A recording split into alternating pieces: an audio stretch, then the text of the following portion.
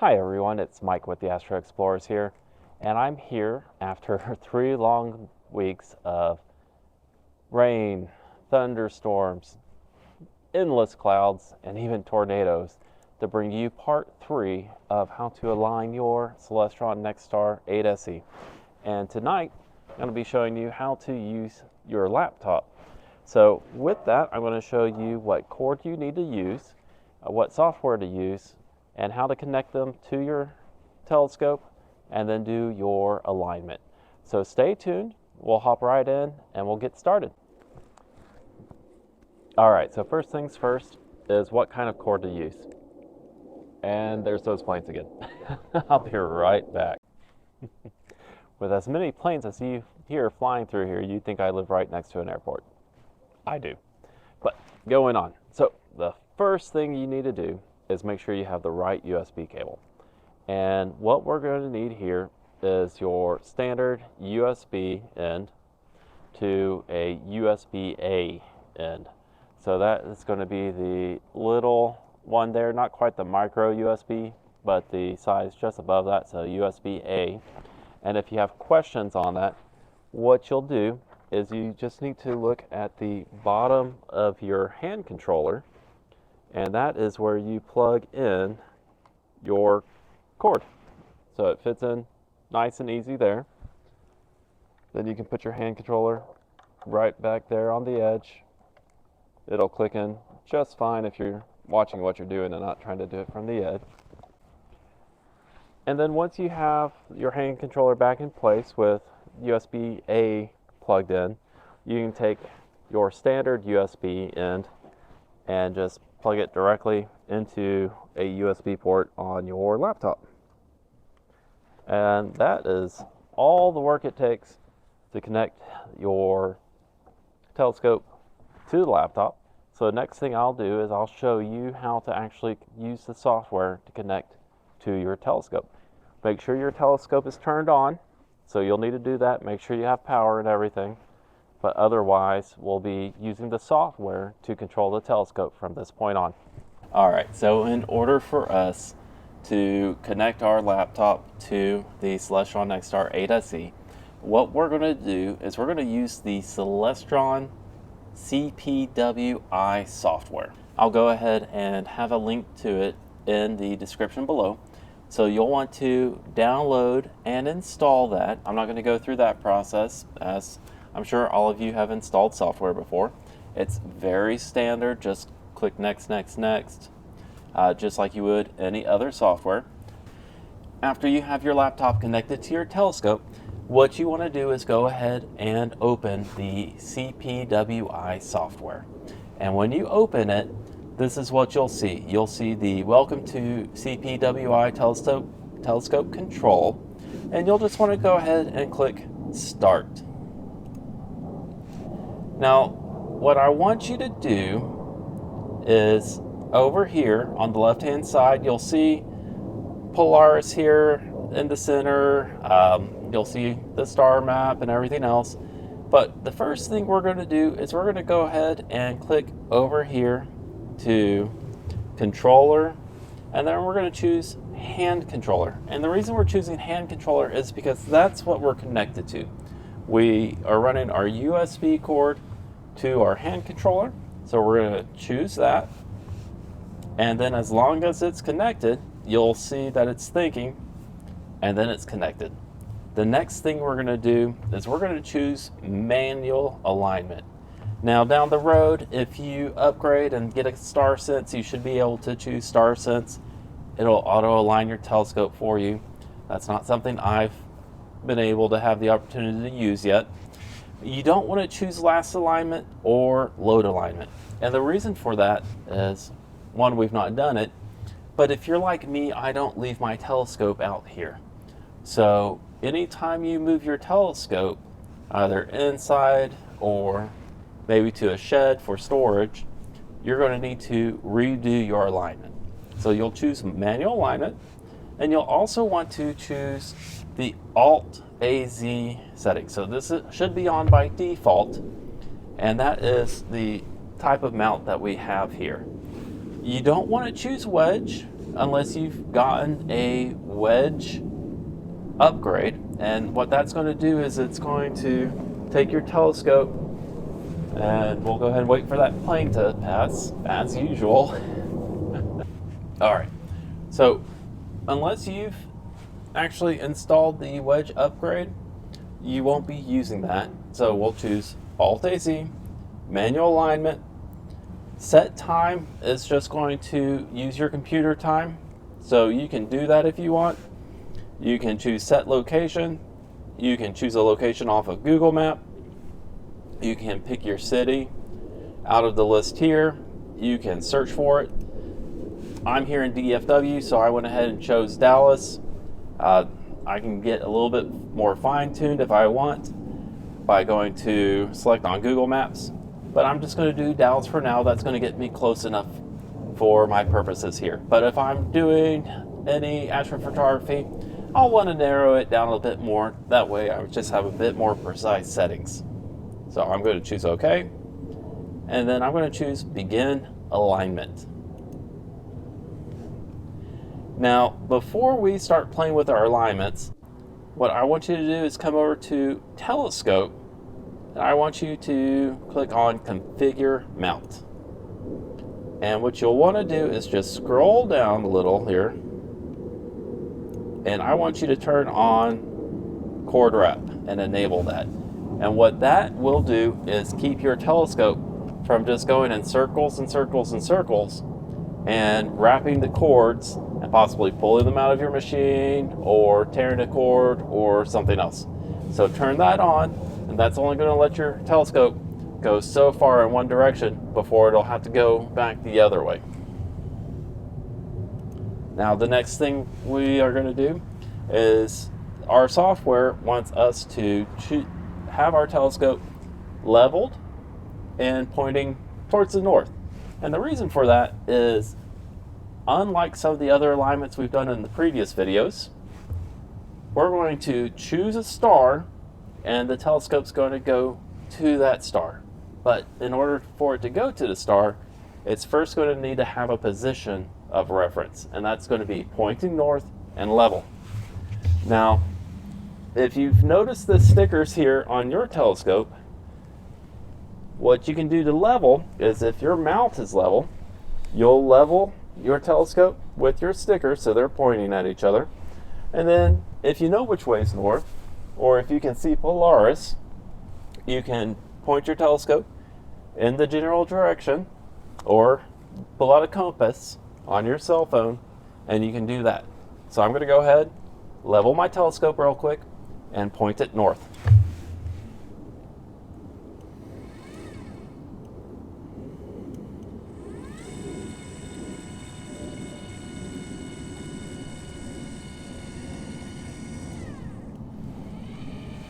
So right now I'm just working on having these two stickers align.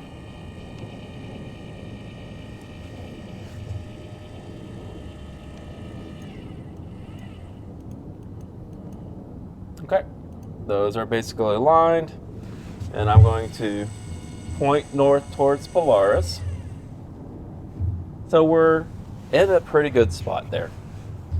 Now, I've looked at the night sky, and I've been able to see some of the stars that are out here. So I know kind of the general area that I want to go to. So after you are level and pointing north, you'll click Ready. And the Celestron software is going to give us some suggestions on what star to go to. Now, these two right here are a little low in the sky for me. They're hitting the tree line. So they're not very good for my purposes of aligning tonight. But if I come over here to the east, I can see two stars over here. So I've got Rigel here. So I'm going to go ahead and choose Rigel. And I can look here in the east. I can see Orion's belt. I can see Rigel. And then I can see Betelgeuse. So I'm going to choose Rigel. And I'm going to tell the telescope to go to it. So I'm going to spend a moment. It's going to head that way.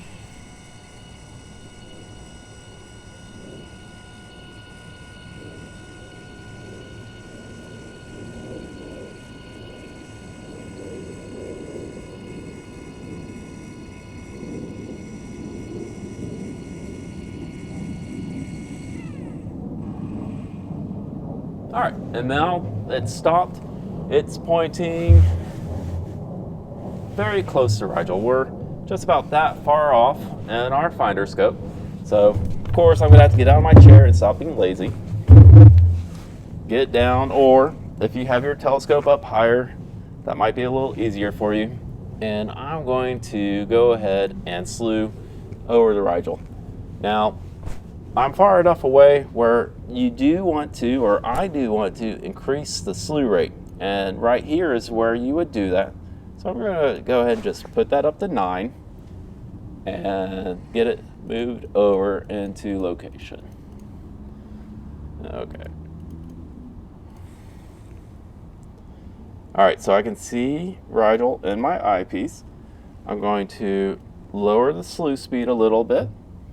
And then as my last actions, I'm going to want to move the telescope up and over to the right. And that's going to take the slack out of the belts here. And then of course I'm wearing a hat, so I'm bumping the telescope and that bounces the star a little. But I can still get it into place. There we go. So it's now centered in my eyepiece. I'm going to choose centered. And then, because I know Betelgeuse is right here and I can see it, I'm going to choose Betelgeuse and I'm going to go to that. Even though it's not suggested, it was suggested earlier. So it's a good star, it's a bright star. I can easily see it in my light pollution sky. And it just makes things a little bit easier if you know where it is and you can see it. So our red dot sight is right on top of it. It is in our eyepiece. It's just a little bit low. So I'm going to go ahead and get that centered. And then I'm going to go up just to get that slack out of the belt. While I'm centering it, and move it over a little bit to the right just to get it centered. There are tools, other eyepieces. There's other eyepieces you can use, such as crosshair eyepieces. I've used those before, and I'll do a demonstration on those later. But for our purposes tonight, we are just getting this quickly done so that we can do our 3-star alignment. So I'm going to go ahead and choose one more star. I want to do it on the other side of the night sky. So I'm going to choose the Neb.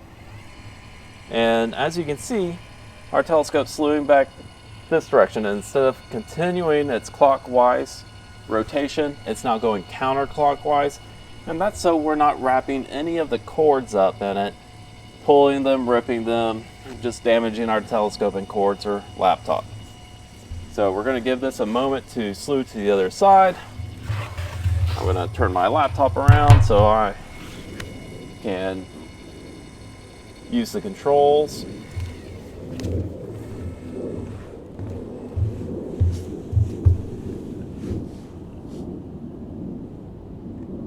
And we are pretty close in our finder scope, and we are very close in our eyepiece. So we are just going to slew ever so slightly.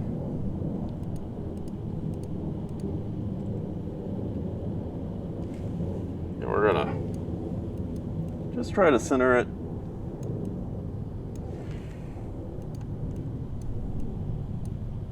There we go. Getting pretty close.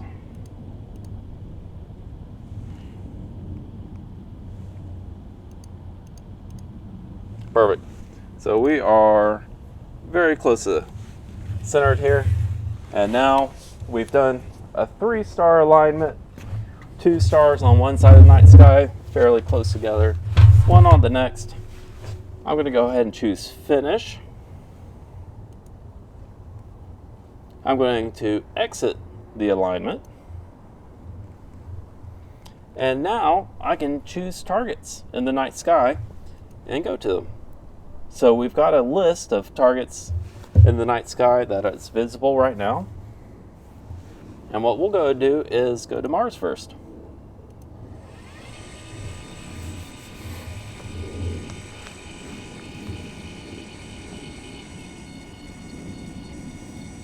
So as you can see, Mars is getting pretty high in the night sky now.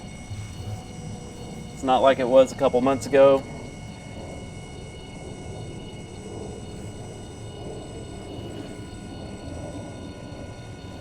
A couple more planes going across the night sky. All right, I'm going to go ahead and just check the eyepiece. And there's Mars directly in the center of our eyepiece. So our alignment worked out very well. We're going to go ahead and go to Jupiter just as another test target.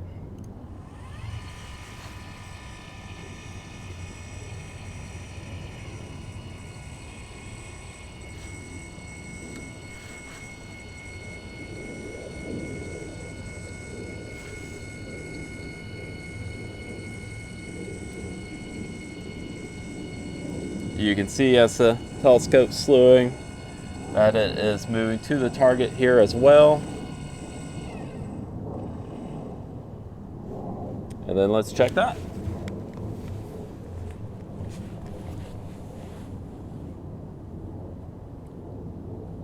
And there's Jupiter with Jupiter's 4 Galilean moons.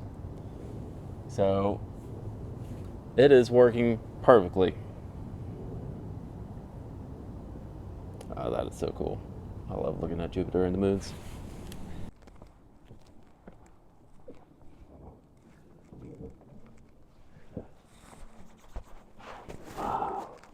Whew, it's getting cold out here. It's a problem with winters and telescopes. It gets cold. But I do hope that you saw how easy it is to use your laptop, connect it to your telescope just with a simple USB cord, and do your star alignment. Getting the date, time, locations, very simple as long as you have that internet connection so that you can go to it.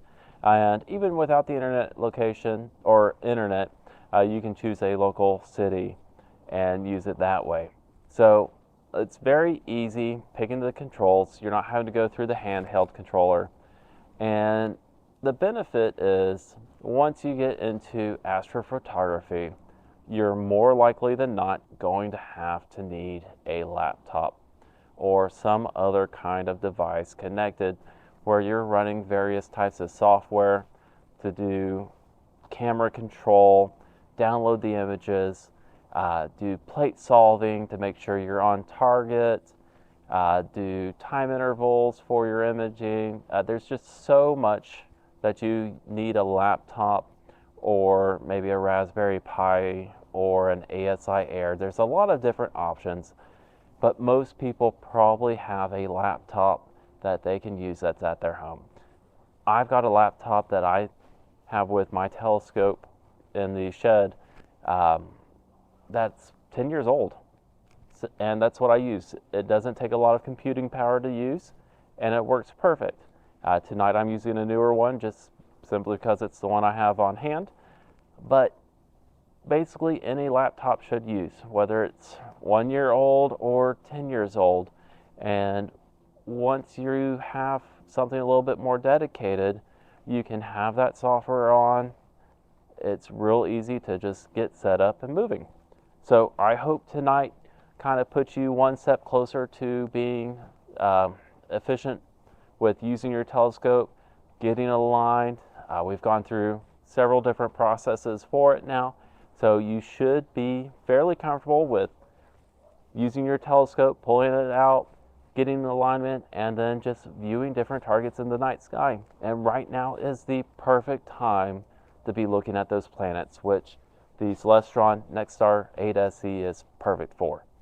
So if you've enjoyed this video, please like and subscribe to my videos. I'm going to be coming out with many more. The next video I come out with is going to be on power options. So stay tuned, and if you can guess what my favorite power option is, go ahead, leave it in the comments below. And if you have any suggestions or advice for me or anyone else in the hobby, be sure to leave those comments as well. Y'all have a great night and clear skies.